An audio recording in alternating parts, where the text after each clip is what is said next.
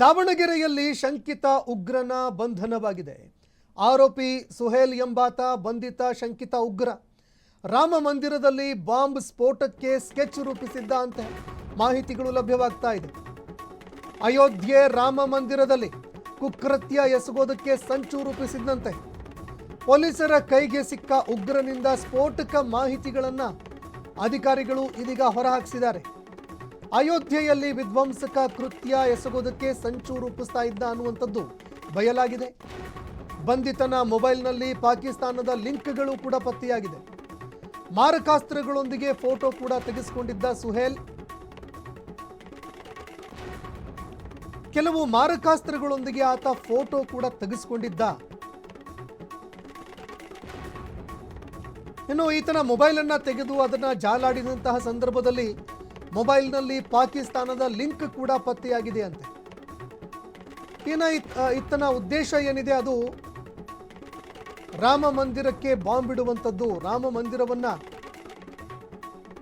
ಧ್ವಂಸಗೊಳಿಸುವಂಥದ್ದು ಈತನ ಉದ್ದೇಶವಾಗಿತ್ತಂತೆ. ಆರೋಪಿ ಸುಹೇಲ್ನನ್ನ ಬಂಧಿಸಿರುವ ಅಧಿಕಾರಿಗಳು ಇದೀಗ ಕೆಲವು ಮಾಹಿತಿಗಳನ್ನು ಬಹಿರಂಗಗೊಳಿಸಿದ್ದಾರೆ. ಅಯೋಧ್ಯೆ ರಾಮ ಮಂದಿರದಲ್ಲಿ ಸ್ಫೋಟವನ್ನ ಎಸಗೋದಕ್ಕೆ ಸಂಚು ರೂಪಿಸ್ತಾ ಇದ್ದ. ಪೊಲೀಸರಿಗೆ ಸಿಕ್ಕ ಉಗ್ರನಿಂದ ಕೆಲವು ಸ್ಫೋಟಕ ಮಾಹಿತಿಗಳು ಈಗ ಬಯಲಾಗ್ತಾ ಇದೆ. ದಾವಣಗೆರೆಯಲ್ಲಿ ಒಬ್ಬ ಶಂಕಿತ ಉಗ್ರನನ್ನ ಅರೆಸ್ಟ್ ಮಾಡಲಾಗಿದೆ. ರಾಮ ಮಂದಿರದಲ್ಲಿ ಬಾಂಬ್ ಸ್ಫೋಟಕ್ಕೆ ಆತ ಸ್ಕೆಚ್ ಹಾಕ್ತಾ ಇದ್ದಂತೆ. ಅಯೋಧ್ಯೆ ರಾಮ ಮಂದಿರದಲ್ಲಿ ಕೃತ್ಯ ಎಸಗೋದಕ್ಕೆ ಸಂಚು ರೂಪಿಸ್ತಾ ಇದ್ದಂತೆ. ಇನ್ನು ಪೊಲೀಸರ ಕೈಗೆ ಸಿಕ್ಕಂತಹ ಈ ಉಗ್ರನಿಂದ ಕೆಲವು ಸ್ಫೋಟಕ ಮಾಹಿತಿಗಳು ಬಯಲಾಗಿದ್ದಾವೆ. ಪಾಕಿಸ್ತಾನದ ಜೊತೆಗೆ ಲಿಂಕ್ ಹೊಂದಿದ್ದಂತೆ, ಸಂಪರ್ಕದಲ್ಲಿ ಇದ್ದಂತೆ. ಅದರ ಜೊತೆಗೆ ಕೆಲವು ಶಸ್ತ್ರಾಸ್ತ್ರಗಳನ್ನು ಕೂಡ, ಮಾರಕಾಸ್ತ್ರಗಳನ್ನು ಕೈಯಲ್ಲಿ ಹಿಡ್ಕೊಂಡು ಫೋಟೋ ಕೂಡ ತೆಗೆಸ್ಕೊಂಡಿದ್ದಂತೆ ಸುಹೇಲ್. ಇನ್ನು ದೃಶ್ಯಾವಳಿಯಲ್ಲಿ ನೋಡ್ತಾ ಇದ್ದೀರಿ CCTV ಫುಟೇಜನ್ನು. ಸುಹೇಲ್ನ ಚಲನವಲನಗಳಿಗೆ ಸಂಬಂಧಪಟ್ಟಂತೆ ಫುಟೇಜ್ಗಳು ಕೂಡ ಲಭ್ಯವಾಗಿದ್ದಾವೆ.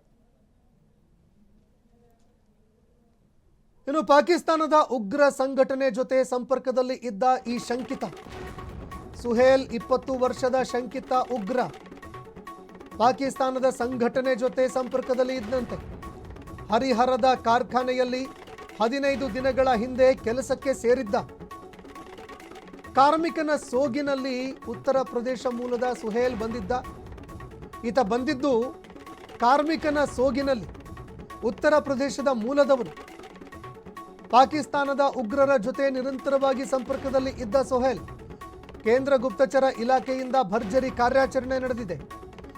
ದಾವಣಗೆರೆ ಗ್ರಾಮಾಂತರ DYSP ಬಸವರಾಜ್ ಅವರು ಈತನನ್ನ ಬಂಧಿಸೋದಕ್ಕೆ ಸಾಥ್ ಕೊಟ್ಟಿದ್ದಾರೆ.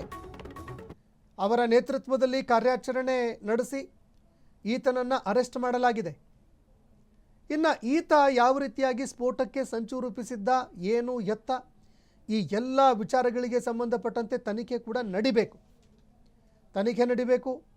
ವಾಸ್ತವಾಂಶ, ಸತ್ಯಾಂಶ ಏನು ಅದು ಕೂಡ ಬೆಳಕಿಗೆ ಬರಬೇಕು. ಯಾವ ರೀತಿಯಾಗಿ ಈತ ಸ್ಫೋಟಕ್ಕೆ ಸಂಚನ್ನು ರೂಪಿಸ್ತಾ ಇದ್ದ, ಹೇಗೆ ಈತ ಪಾಕಿಸ್ತಾನದ ಜೊತೆಗೆ ನಂಟನ್ನು ಹೊಂದಿದ್ದ, ಯಾವ ಮೂಲಕವಾಗಿ ಈತ ನಂಟನ್ನು ಹೊಂದಿದ್ದ. ಯಾಕಂದರೆ ಬಹಳಷ್ಟು ಈಸಿಯಾಗಿ ಎಲ್ಲವೂ ಕೂಡ ಆಕ್ಸೆಸಬಲ್ ಆಗ್ತಾ ಇದೆ.